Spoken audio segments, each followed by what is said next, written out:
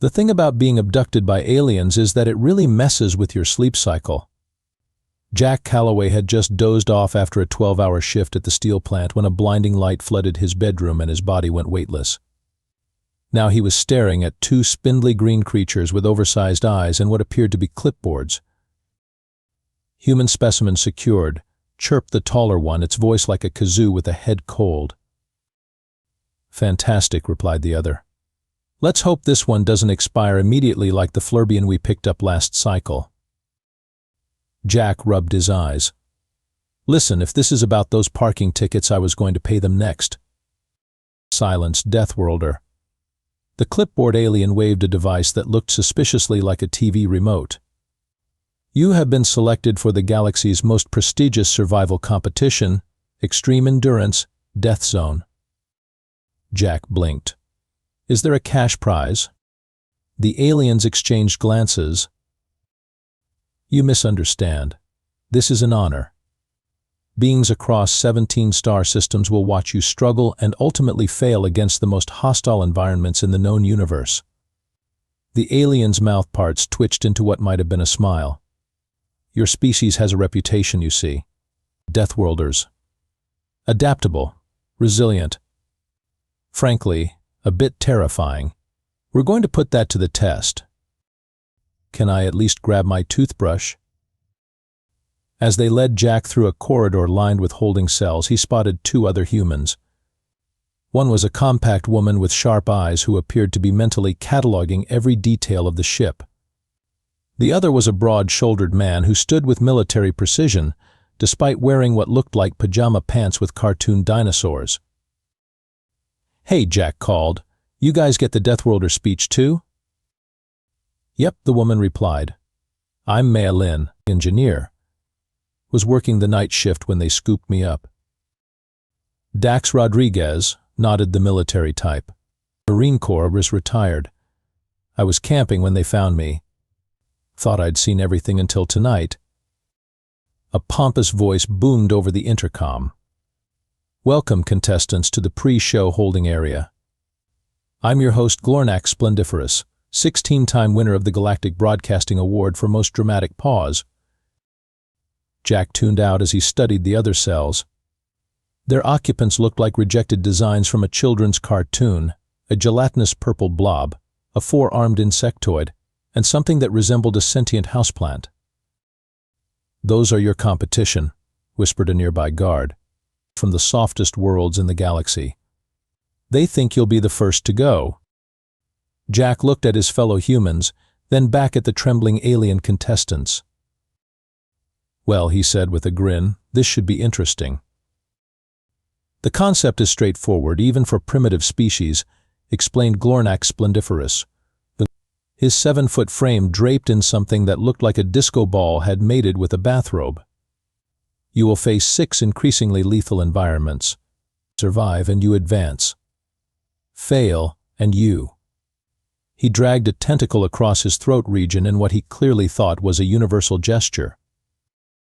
Jack raised his hand. "Question, what exactly counts as failing?" Glornak blinked all 4 of his eyes in sequence. "Death, obviously." "Right, but like if I break my leg but keep going, that's still cool." The alien host seemed perplexed. "No contestant has ever," continued, "after sustaining significant damage." Jack exchanged glances with Mai and Dax. "Noted." "Noted." They stood in an amphitheater surrounded by floating cameras and an array of alien technicians. The 3 humans had been dressed in identical jumpsuits with their names emblazoned across the back, alongside Earth, Class 12 Deathworld in bold letters. "Each contestant will receive a standard survival pack," continued Glornak, as hovering robots distributed small pouches to everyone. Jack unzipped his to find what looked like a glow stick, a packet of shimmering powder, and something resembling a Swiss Army knife if it had been designed by someone who'd only had Swiss Army knives described to them. "This is it," Dax muttered, examining the flimsy tools. "I've got more survival gear in my bathroom cabinet." May was already disassembling the knife-like object. "Basic alloy, but I can work with this. The luminescent rod could be useful for more than light if it's what I think it is. Across the room, the other contestants were clutching their packs like lifelines. The gelatinous purple alien, who'd been introduced as Ambassador Blurb from Aqueous Prime, was already practicing what appeared to be its species' death rituals. A lanky insectoid named KZT approached their group, its mandibles clicking nervously. Is true what they say? Humans drink dihydrogen monoxide daily and survive? Water? Jack laughed. Yeah, we're pretty much made of the stuff. Kezik's antennae wilted. My world, water falls from sky once per decade. Many die from toxic exposure. That's rough, buddy, Jack replied, trying to sound sympathetic while suppressing the urge to mention rain dances. Meanwhile, Dax had cornered a production assistant, a floating orb with dozens of eye stalks. So what's the record for longest survival? Just curious. The orb bobbed excitedly. Oh, the great champion Zorblax of Cushy Central made it through 3.5 challenges before his exoskeleton dissolved in the acid fog plains. No one has ever completed all 6. Dax nodded seriously. Good to know. Glornak clapped his appendages for attention. Contestants, your first challenge awaits the scalding swamps of Noxious 9. Prepare yourselves for temperatures exceeding your species' tolerance, toxic gases, and carnivorous flora. As they were herded toward a massive portal, Maya sidled up to Jack and Dax. I've done some calculations based on their visible physiology. If their idea of exceeding tolerance is based on these other species. She grinned. We might be in for a pleasant sauna at worst. Jack smiled back. Let's not tell them that winter in Chicago is basically their apocalypse scenario. Dax cracked his knuckles. Team Earth? Team Earth, the others agreed, as they stepped into the portal. Behind them, the plant-like alien was already wilting at the mere description of the challenge. Day 3 in the scalding swamps, narrated Glornak Splendiferous, his voice dripping with manufactured drama. Our remaining 5 contestants face wait. What is that human doing? The camera zoomed in on Jack, who had stripped down to his undershirt and was floating on his back in a bubbling pool of purple liquid. This is amazing, he called out to May, who was nearby constructing what appeared to be a crude distillation apparatus. It's like that hot springs resort in Iceland, but with better exfoliation. My skin hasn't felt this good in years. The corrosive pools of eternal agony are not for bathing, shrieked an off-camera producer. Dax emerged from the twisted carnivorous foliage carrying what looked like several large spiky fruits. Found breakfast, he announced, tossing one to Jack, who caught it mid-float.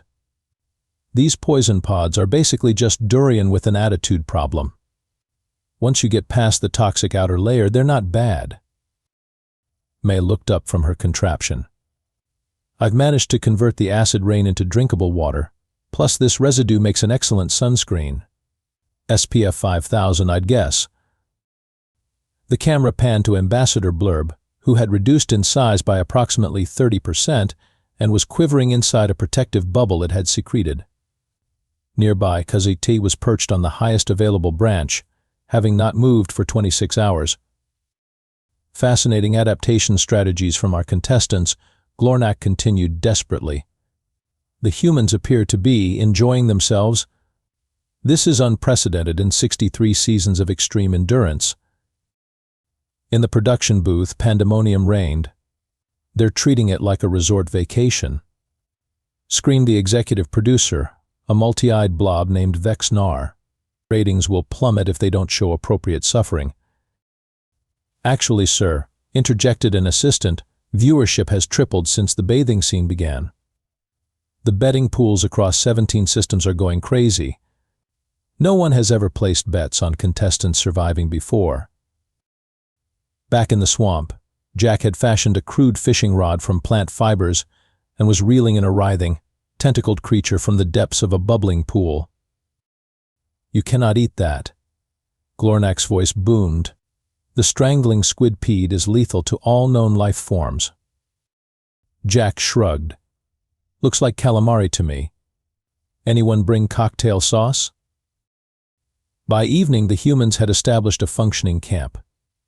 Mei had somehow engineered a water filtration system, a basic shelter, and was working on what she described as swamp Wi-Fi using parts scavenged from their tracking devices.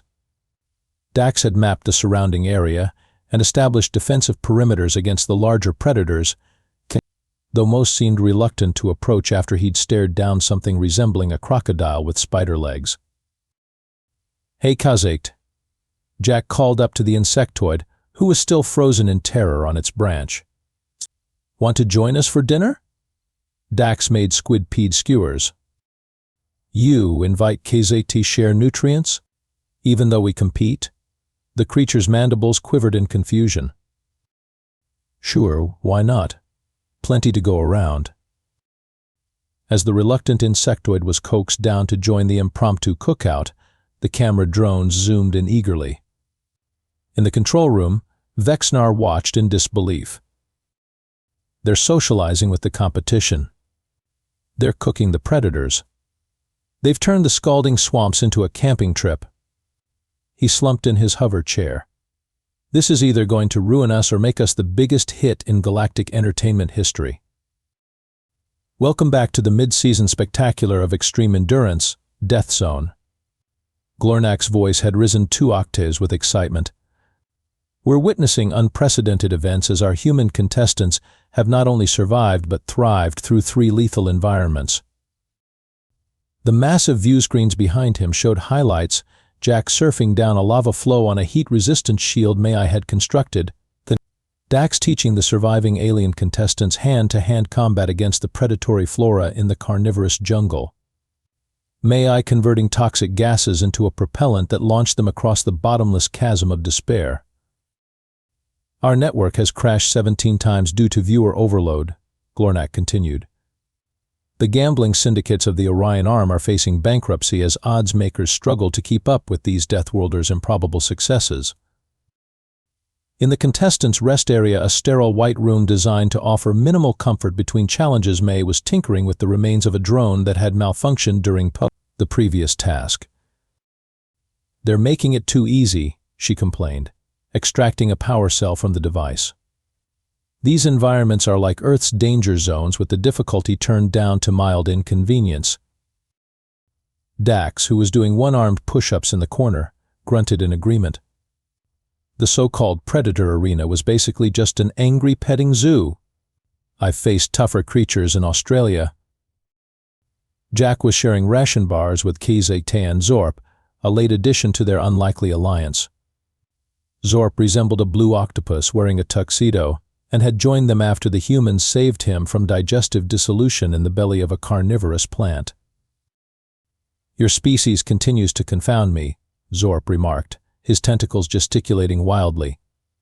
"You treat lethal danger as mere obstacles. You make jokes in the face of certain doom. Is this a form of madness?" "Nah," Jack replied, breaking off a piece of his ration bar. "It's just that compared to Earth, this stuff isn't that scary. You guys ever seen a hurricane? Australian wildlife? Chicago traffic?" Kazakh's antennae twitched nervously. But the next challenge, the producers whisper it, is designed specifically to counter human physiology. "They have studied your weaknesses." Jack grinned. Good, was starting to get bored. Meanwhile, in the production control room, Vexnar was frantically revising the remaining challenges. Holographic displays showed the humans' vital signs, psychological profiles, and detailed analyses of Earth's environmental conditions. More gravity. More radiation. Less oxygen. He screeched at his team. "Find what breaks these creatures." A meek assistant raised a tentacle. "Sir, our research indicates that humans have no known absolute breaking point. They've evolved on a world that has tried to kill them in every conceivable way for millions of years." "Then we'll find an inconceivable way." Vexnar's eye stalks bulged with determination. No species conquers extreme endurance. It's bad for the brand. Back in the contestants area, an announcement chimed. Prepare for Challenge 5, the Apex Predator Zone, intoned an artificial voice. Customized for maximum species-specific lethality. As they gathered their meager supplies, Zorp nervously oozed closer to Jack. I fear this may be where our paths diverge, human friends. My species cannot survive what they have planned for you. Jack clapped a tentacle that approximated Zorp's shoulder. Stick with us, buddy. Team Earth has room for honorary members. The portal door slid open, revealing a swirling vortex of ominous energy. Dax cracked his neck and stepped forward first. Whatever's through there, remember we've got one advantage they can't program against. What's that? Asked Kazaktes. May grinned as they stepped through together. We're too stubborn to know when we're supposed to die. This might actually be a problem, Jack admitted as they surveyed the Apex Predator Zone. Unlike previous environments which had featured dramatic but ultimately manageable threats, this one was a masterpiece of hostile engineering. The gravity pulled at their limbs like invisible weights. The air was thin and laced with particles that made their eyes water and lungs burn. Towering creatures that resembled a nightmarish fusion of Earth's most deadly predators stalked the blood-red landscape. They've been studying us, May said grimly, analyzing readings on a device she'd cobbled together from previous challenges. Oxygen at 12%, gravity at 1.8 g, and I'm detecting radiation levels that would make Chernobyl jealous. Dax was already setting up a defensive position behind rocky outcroppings. We need shelter, clean water, and a way to deal with those. He nodded toward the predators, which had begun moving in their direction with unsettling purpose. Kazakh was curled into a protective ball, all 6 legs tucked against its thorax. This is beyond impossible. The producers have outdone themselves. Zorp extended a tentacle toward the horizon. Those creatures appear to be specifically designed to hunt humans. Notice how they ignore me but track your movements precisely. Great, Jack muttered. Custom-made death monsters. Just what this vacation needed. For the first time in the competition, the humans were genuinely challenged. They retreated to a cave system, fighting exhaustion from the increased gravity and breathing difficulties. 2 of the predators' massive, 6-limbed beasts with thermal sensing organs had followed them in. I'm open to suggestions, Jack wheezed as they pressed deeper into the cave network. May was frantically disassembling their few remaining tools. I need time. If I can reconfigure our atmosphere filters and combine them with the energy cells from the last challenge. Time we don't have, Dax interrupted, unslinging the makeshift spear he'd carried since the jungle challenge. I'll draw them off. You 2 get Kazakh and Zorp somewhere safe and figure out a plan. Splitting up is literally the first thing you don't do in any survival situation, Jack argued. Unless it's the only option, Dax replied with a grim smile. Marines don't leave anyone behind even if they're slimy aliens with too many limbs. Before they could stop him, Dax darted down a side passage, deliberately making noise to attract the predators. In the viewing lounge, aliens from dozens of worlds watched in stunned silence as the human soldier engaged in a deadly game of cat and mouse with the engineered predators, leading them away from his teammates. Unprecedented courage from the human Dax Rodriguez. Glornak narrated, his voice trembling with genuine emotion. Is this the end for Team Earth's unbroken success streak? Meanwhile, May had set up an impromptu workshop in a defensible chamber. Jack, I need you to find me crystalline formations, anything that might conduct and amplify energy. On it, he replied, though his usual humor had faded. Zorp, Kazakh, you're with me. Your senses might spot things I miss. As they searched, Jack kept up a steady stream of jokes and anecdotes, more frantic than funny now. So anyway, this reminds me of the time I got lost in the Appalachian Trail during a thunderstorm. Did I ever tell you guys about that? Bears everywhere. No toilet paper for days. Your humor in this situation is perplexing, Kazokta observed as they harvested crystal formations from the cave walls. It's not just humor, Zorp replied, displaying unexpected insight. It's psychological warfare against fear itself. Jack nodded. Exactly. On Earth we laugh at death so much that sometimes it gets confused and walks away. When they returned to May, they found her surrounded by disassembled equipment configured into something resembling a satellite dish. I need 10 more minutes, she said without looking up. Then we need to find Dax. What did you build? Jack asked, depositing the crystals beside her. Either our salvation or a really fancy paperweight. She wiped sweat from her brow. It'll emit a frequency that should disrupt the neural patterns of the engineered predators. Theoretically. Or, theoretically is my favorite kind of alive, Jack quipped, but his eyes betrayed his concern for Dax. 4 grueling minutes later, they heard a commotion from the tunnel. Dax stumbling back toward them, bloodied but unbowed, with both predators in pursuit. Now would be good, he shouted. May slammed the final crystal into place and activated her device. A high-pitched whine filled the cave, inaudible to the humans but causing the predators to writhe in agony. Their movements became uncoordinated, then ceased entirely as they collapsed. Did we just win? Jack asked incredulously, helping Dax to a sitting position. Not quite yet, Mai replied, already gathering their equipment. This is just the beginning of this zone. According to my readings, we've still got 10 kilometers of increasingly hostile terrain before we reach the extraction point. Dax winced as Jack bandaged a deep gash on his arm. Then we better get moving. Those things have friends. As they prepared to venture deeper into the apex predator zone, Kazakti and Zorp exchanged glances. I understand now, Kazakti clicked softly. It is not that humans do not feel fear.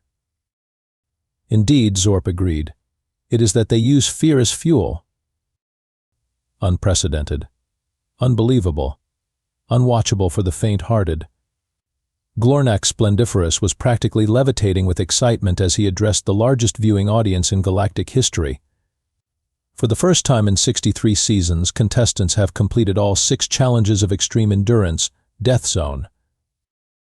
Behind him, highlight reels showed the final moments, the humans and their alien allies crossing the finish line of the apex predator zone, battered but undefeated. Jack carried an exhausted Kazakti on his shoulders. Dax limped heavily but refused assistance. May's improvised technology had kept them alive through radiation storms and oxygen deprivation. Zorp, somehow still immaculately tentacled despite everything, waved triumphantly at the cameras. The betting systems across 17 sectors have crashed completely. Glornak continued. Religious cults dedicated to the indestructible ones are already forming on 3 planets. And the network has commissioned 12 new shows featuring human contestants. In the recovery suite, Jack lounged on a medical bed, sipping something that allegedly approximated Earth coffee, while a team of alien doctors hovered anxiously nearby. So, he said casually to Vexnar, who had personally come to debrief them, about that prize money we never discussed. The producer's eye stalks twitched nervously. There isn't any. As I explained, the honor of competing was. Right, but see, now that we've completely rewritten your show's premise from watch contestants die horribly to watch humans turn survival horror into an adventure tour, I'm thinking there's room for negotiation. Jack smiled pleasantly. Especially since Ma recorded everything and we're pretty sure kidnapping sentient species violates at least 16 galactic conventions. Vexnar deflated visibly. What do you want? A contract, Dax interjected from his own recovery pod. For all of us, including our alien friends, and creative control, added Mai, not looking up from the advanced alien tablet she'd somehow already learned to operate. I have ideas for next season. 6 months later, Learn from the Deathworlders premiered to the largest audience in galactic entertainment history. The format was simple. Jack, Dax, and May guided celebrities and politicians from across the galaxy through extreme environments while teaching survival skills and Earth-style camping activities. Remember, if a human can make s'mores in the acid fog plains, you can too. Jack cheerfully told a trembling dignitary from a cushioned world as they toasted marshmallow analogues over a chemical fire. In the luxury suite that had once been Vexnar's office, the original Team Earth watched the ratings pour in. "Not bad for a bunch of kidnapped Earthlings," Dax remarked, raising a glass of premium alien liquor that only mildly burned human esophagi. "I still can't believe they thought those environments were lethal," May laughed. "The magma rivers were basically just a hot tub with attitude." Cuzzy T, now the show's associate producer, clicked contentedly. 17 worlds have requested human exchange students to teach Deathworld resilience. You are becoming the galaxy's survival instructors. "Speaking of which," Jack said, checking his new alien communication device, "I got a message from my cousin back on Earth. I told her about our experiences, and she wants to know if we can arrange a real challenge for her family vacation next year." "What does she consider challenging?" asked Zorp, who had leveraged his unexpected fame into a successful galactic lifestyle brand called Tentacles of Steel. Jack showed them the message. "She's thinking of taking the kids camping in Alaska. In winter." There was a moment of horrified silence from the alien contingent. "Perhaps," KZT suggested delicately, "we should create a new show category." "Extreme even for humans," proposed Zorp. "Perfect," Jack grinned. "I'll tell her to pack light and bring marshmallows."